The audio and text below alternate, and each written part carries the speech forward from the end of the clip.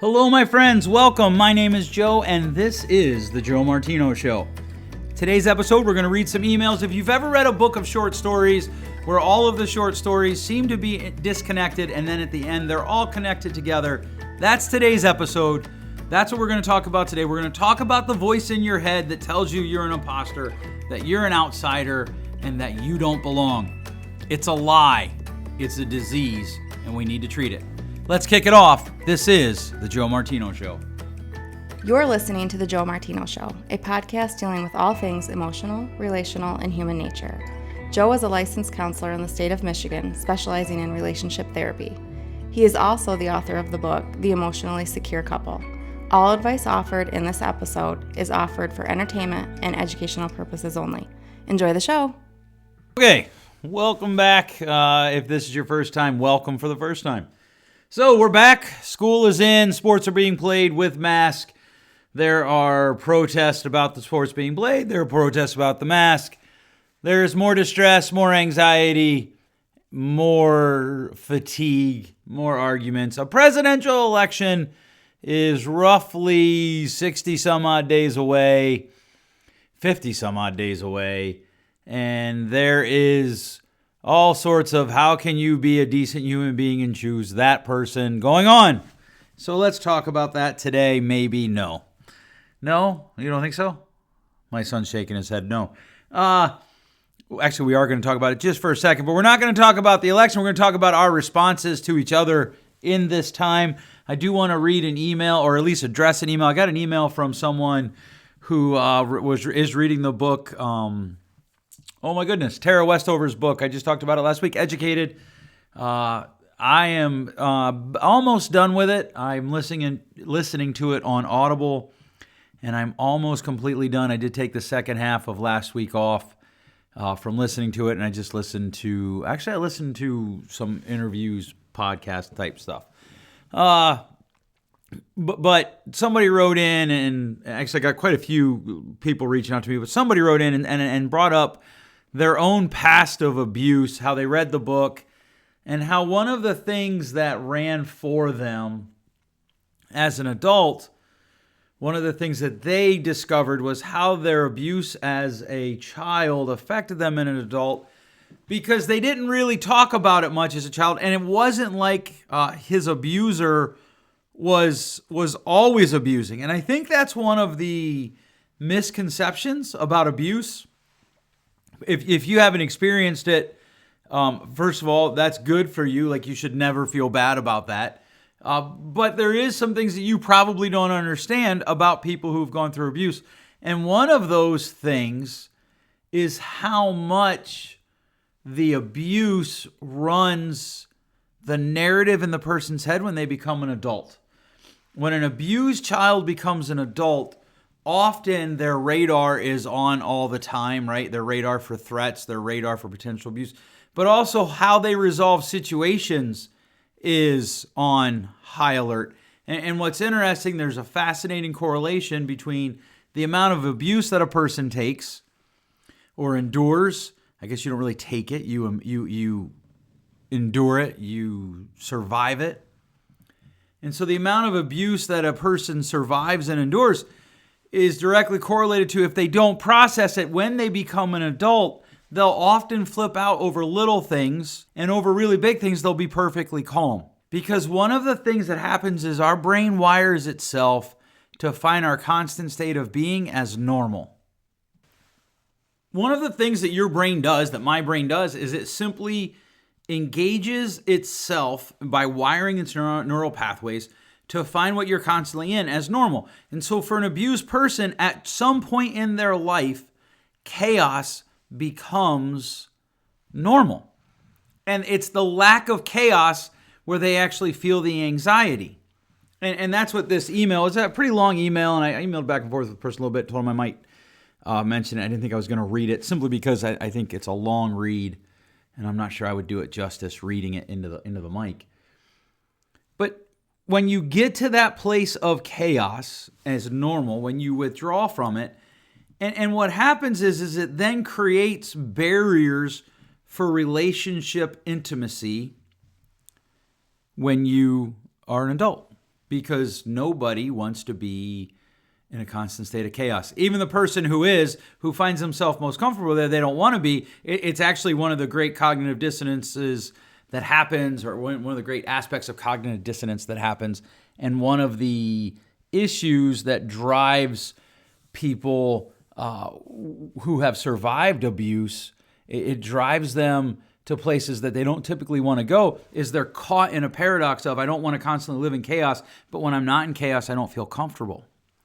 And so this person wrote in, they're like, well, what do I do? And obviously I'm a big fan of talk therapy. It is what I do for a living. It's what, I found helpful in my own life. I've sent my children, actually they wanted to go, but my kids have made that available to them.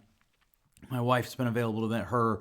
And so as we engage in these activities of processing through. But one of the things that I'm a big fan of is talk therapy, but I'm also a big fan of just living where you're at. And one of the most difficult things is for people to recognize that their trauma is trauma. Even people who have been abused. And one of the things that drives that is and this is in the book, Westover's book, that the listener who emailed me referenced. You can love somebody and cut them out of your life. You can love somebody and not like who they are. You can love someone and recognize that they're toxic. You can love someone and not like their family.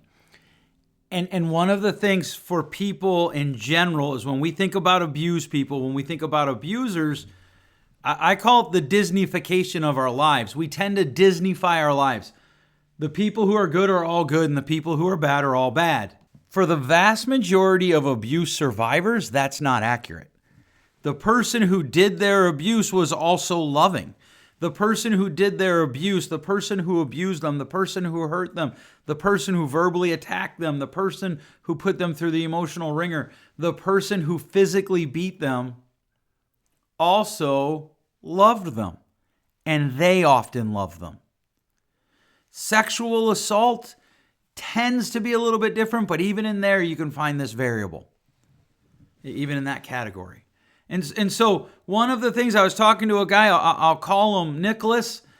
Nick and I were talking, and he was talking about how his dad was abusive. And he said, and at the same time, one of my most poignant memories is my dad teaching me how to do things. My dad showing up at my sporting events. My dad putting his arm around me and telling me he loved me. And yet my dad, when he would lose his temper, it was terrifying. And I lived in constant fear of my dad's temper going off until that chaos became normal. And then I learned to just listen for the nuance of my dad's temper to know if it was coming towards me or someone else. And as Nick and I were talking, he told me, when I became an adult, I didn't know how to respond when there was quiet, when there wasn't chaos, which mirrored Nick's conversation with me, mirrored the email that I got. And so I bring this up because I want you, the listeners, one of my goals with this show is that we talk about all the things that make us human. And one of the things that I want to talk about is one of the things that make us human is we can love people who hurt us. And there was a shift, I don't know, maybe early mid-90s, where people who wanted to talk about some deeper things about our mental processes, our emotional processes, one of the things that they did was they embraced the idea that we receive wounds from our parents, which is wonderful. It's good, it's true, and we should experience them. But then I think because as a society we tend to struggle with all or nothing thinking, we moved to this idea that because the wounds came from our parents, we were never going to give our kids any wounds, which is complete and utter hogwash. And then two, somehow we were able to hold those wounds against our parents no matter what. And that isn't helpful. And I think in part it's because we have all or nothing thinking. I also think in part it's because we have the Disneyfication thinking process, and which is all or nothing thinking a different way. And I think we misconstrue forgiveness and reconciliation. And to kind of tie all of that up with a nice little bow, we think that to love someone means we have to give them unfettered access to our lives, or we have to give them access to our children's lives, or if they're related to someone we love, we have to do that. All of that is false. In fact, I got an email from Kelly which says, Dear Joe, I appreciate the show. I've been a long-time listener. I have a question about the upcoming Labor Day. I'm going to assume she means upcoming Labor Day holiday. I have been married to Jacob for almost 12 years. We have 3 children together, and I love him with all my heart. That's awesome. But I feel like his mom is a very toxic woman. That's not so awesome. For the last 2.5 years after getting counseling, we have not gone camping with them at all. Because of events out of our control, we will now be camping in the same campground over the Labor Day weekend. Period. My husband doesn't think it's a big deal because we'll be at different sites. I am afraid it's going to be a very big deal because how long will it take them to realize where we're at and want to sit around the fire, and then his mom will start. I don't like his mom and I feel guilty about that, but it goes beyond a personality thing to just the fact that I feel like she's toxic. She constantly complains, constantly nitpicks. She constantly pushes at him and pushes at me. She critiques how we parent. She doesn't like how we do anything. And I get tired of the negativity. Please help, Kelly. So, Kelly, that sounds rough. But I want to take you to the first part of this show. The fact that, especially if you think she's toxic and you have something besides your feelings to back that up, I think that's really important, right? So if she's toxic, Jacob might be right. Here's the thing. What you need to do is you need to create, everybody thinks I'm going to say boundaries at this moment. In fact, I was just talking to a client last night about how we get boundaries wrong because we think about boundaries without ever thinking about expectations. And without expectations, we don't have boundaries to enforce. So what you actually need to do, Kelly, is you need to create expectations with your husband about what you're going to do when the parents do show up at your campsite, when they start criticizing you, if they start critiquing your children, if you feel it's reached the point where, okay, it needs to end. There needs to be some sort of body signal between the two of you where somebody can then say to them, okay, we'd like you to leave now, and ask them to leave. And it doesn't have to be a big deal. I imagine it probably will be. You'll probably have to endure some very uncomfortable moments with that. But the reality is you can't draw boundaries till you have expectations. So the two of you need to have expectations between the two of you about how you expect other people to interact with your family. And then you need to have a conversation about what do signals look like? How do we communicate to each other when we feel as though we've reached past that potential signal or that potential line? How do we signal each other when we've gone past that line? And this is really important. I'm not really bothered. I didn't read this part of the email. I tried to condense them a little bit, but she talked about how she's concerned by the fact that she doesn't like her mother-in-law. One of the questions my wife asks our clients and even sometimes our friends all the time, just because you love your husband, just because you love your wife doesn't mean you have to like their family. Why do you think that? Why do you have to spend holidays with your family? In part, and here's the problem, it's an idea. So people want to spend time with their family, not because they actually enjoy the time, but because they like the idea of spending time with their family. They like the idea of camping with their family. So Kelly and Jacob, the idea would be ideal because there's grief involved now, right? There's a loss. There is a significant contributor to Jacob's life, a significant love stream, if you will, in Jacob's life, his mother, who essentially, and she doesn't say this outright in the email, but it sounds as though he agrees with her, essentially is not a healthy person to be in their life. And now you've got to draw boundaries because of expectations, and expectations should be we're only going to allow people to speak into the lives of our children who are healthy for our children, not people who are toxic. And so as you embrace that, as you lean into that, there's going to be grief because you're going to now lose something. And there's going to be other people that talk about going camping with their mother-in-law, and there's going to be memories. And the idea of what you had or were going to have isn't what you have. And if you don't recognize that, you can pretend and you can avoid the pain of grief, but you don't avoid the pain of the toxicity. I want to say that again. You avoid the pain of the grief of the loss, but you don't avoid the pain of the toxicity. And this is something I see regularly with people that I walk with. They're so invested in the idea of what they're going to get that they're not willing to recognize what they're not getting. And this happens for people who have experienced abuse. This happens for people who haven't experienced abuse. Because as they lean into what they don't have or what they want, they have to recognize that they don't have it. And so the person leaning into, like, okay, I was abused. Like, think about Nick or the person who emailed me. When they read books about other people's abuse, it stirs up in them their own sense of loss.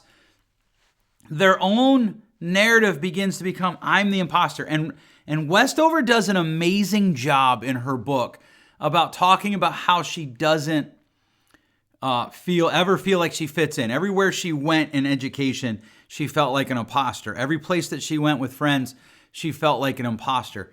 And this happens even when you're camping with your mother-in-law to your husband of 12 years, whom you love with all your heart. Part of the pushback is we're going to lose something if we draw a boundary here, and we're going to have to admit that we lost it. And admitting that we lost it can cause us to think, to believe, to drive into, there's something wrong with me. I'm the imposter.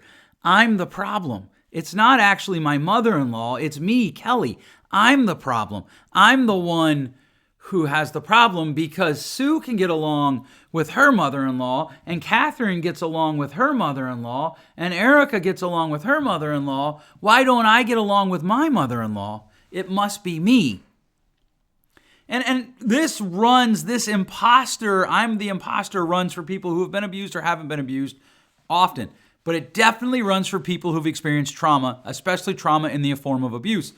I got another email. I got a lot of emails this week. I got another email from someone who I can't read the email. I guess I could skip that part. But they know someone who sees me. They both experienced similar trauma. They have parents who were highly critical of them, extremely critical, and wrote in and was like, I don't understand why this affects me the way it does. Here's essentially what she said. I don't understand why this affects me the way it does because this abuse, this verbal criticism from my parents, because it's not like they sexually assaulted me, which is what happened to fill in the blank, my friend. She was sexually assaulted, so I understand her struggling with the trauma, but I wasn't. That's comparative grief. It doesn't work. It actually works against you. And often as we lean into this, people are like, well, it must be me because other people had these things happen and they're okay. Now, I've talked before how much I hate this phrase, well, this happened to me and I'm okay. I hate the phrase, well, this happened to them and they're okay and I'm not okay, so I must be screwed up. I hate that even more than I hate the, well, I was spanked and I turned out okay phrase. Because that's comparative grief and it doesn't work. So Kelly, tell you, I'm hoping that you and your husband came up with some sort of plan for Labor Day. If you didn't, the next time something like that happens, do that, come up with a plan, create expectations. To the other people out there who are like, you know what, I'm the one that screwed up. I want you to change your expectation to maybe you're okay. Wait, Joe, you just said you hate that. Well, right, because here's the thing. Maybe you're okay because you recognize that there's things you need to work on and you're working on them. Instead of just dismissing, well, I was spanked and I turned out okay, or, well, my parents were highly emotionally and verbally abusive, but I wasn't sexually assaulted, and she was sexually assaulted and she's, quote, okay, end quote, so I'm not. What if we're all just okay as long as we're doing some basic things, like we're being kind, we're not intentionally hurting other people. When we're not kind or we do intentionally hurt someone, we go and we apologize and we make it right, and here's the next step, and we go to the step to not hurt people. In other words, maybe we go get counseling and we learn about how do I do this better. Maybe we go get counseling, we talk through things, but we work to improve our interactions with other people. One of the things that constantly runs in people's head is I'm the screw up. And the problem is what we've done with this all or nothing thinking and Disneyfication is we move from I'm the screw up to I'm okay no matter what I do. Neither extreme is good. And so as I I'm going to wrap this up now, one of the things that I want you to think about is what do all of these different thought processes today have to do with each other? If you're listening to this somewhere in your life, you think you are an imposter, that you don't belong. You probably are not an imposter. You probably do belong. I'm actually thinking of someone, I don't have their permission to share their story. And to be honest with you, I'm not even sure how I would, but someone I know, a colleague who experienced abuse as a child, grew up in a very authoritarian system, soothed with food and then soothed with control of food, so weight swings. And one of the things, as I was able to walk part of that person's journey with them, one of the things that struck me all the time was, in fact, this person was an intern. So one of the things that struck me when she was an intern was, I don't actually need to teach her how to be a counselor. I do need to teach her that. That's part of my responsibility as an intern or as an intern supervisor. But what I really need to do is I need to create a break in her internal voice with my voice that you're okay. You're going to be a fine therapist. More importantly, you're a good human being. And you have your rough edges, you have your flaws, you have your faults. But you want to do the right thing. And more often than not, you do. And you're okay.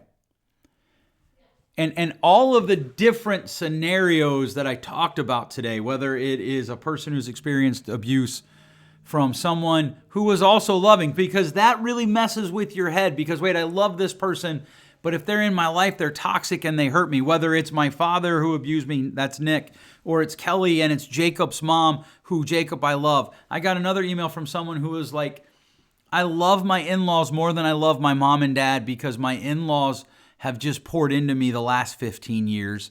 And my mom and dad have been critical of me my whole life and mean. And now they're coming to my kids' sporting events and I want to just talk to my in-laws, not my parents. Is that okay? Absolutely.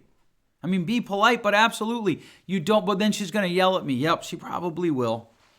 But it's not what she's doing. It's the voice in your head telling you that you're not enough, that you're the imposter, that you're the problem, that you have to go after, that you have to chase after, that you, my dear friend listening, you have to go after that voice. If you choose to put your kids into hybrid school this year, good for you. If you choose to homeschool your kids this year, good for you. If you choose to send your kids to school full time, good for you. That voice in your head that says you're screwing it up, that you're an imposter, that's the voice you have to hunt down like a rabid dog and treat. How do they have treatments for rabies for dogs? I don't even know, but you need to hunt it down and you need to treat it. The voice that says you're screwing it up, that somehow you're the problem, that it's your fault, that's the voice you have to hunt down. And it could take years. This past weekend, I was working on a home project and there was something that went sideways that I didn't understand. There was an extra grounding wire. I don't even know where it came from. And I was driving to the hardware store because I needed to get some electrical tape. And I realized, you know what? There isn't an ounce of anger in me, which was a new thing. Now, for years, I'm talking 12, 13, 14 years, I would get angry, and most of the time I wouldn't express it because I was able to talk myself through it. Wait, this isn't like, because the voice in my head would say, well, this is your fault. Somehow, if you were more skilled at this, you would know what you were doing. If you were more handy, you would know what you were doing. This time, it was just a problem to solve. And I don't know what will happen because there's still plenty of projects to do. The next project I do and something goes wrong. But I can tell you, it has been years in the discipline of talking myself through it to where my automated response changed. Because change is slow. But I'm telling you, please hear this. Drawing boundaries, having expectations, that doesn't make you an imposter. Surviving abuse, that doesn't make you an imposter. I was talking to a teenage girl, 19's a teenager, who was telling me about her high school and middle school experience, and she had toxic friends who were really into building themselves up by tearing her down. And she said something to the effect of, I just came to the place where I had to make a decision that they weren't going to run my life, but I felt like that made me an outsider in ways that I can't explain to you. And I told her, I said, that feeling is universal to the human experience. It's a lie, and we have to hunt it down, and we have to treat it. All right, lots of things coming up. We are in the fall. I'm still working on the men's mentorship program, which we're hoping to launch in the spring after COVID. We're working on some more marriage retreats type ideas. So we were going to have a full-on marriage conference this past spring. Ones we've done in the past. We've done numerous ones of them. So we're still going to offer them moving forward, but we're also going to offer exclusive marriage retreats. So one couple for a weekend, up to 4 couples for a weekend, and then the group experience as well. Different outcomes, different price points, etc. Also, if you have not yet picked up a copy of my book, The Emotionally Secure Couple, we are into fall, which is a great time to read. Feel free to pick one up wherever books are sold. You can also get it on Kindle, and we are working on the possibility of an audio version of the book if you prefer that. Got a topic you want me to talk about? Please feel free to email me, joe@joemartino.com. Email me at joe@joemartino.com. Put podcast in the subject line, please. Thanks so much for listening. We'll catch you next week. Thanks for listening. If you enjoyed today's show, please share with a friend. And hey, give us that rating in your podcast store.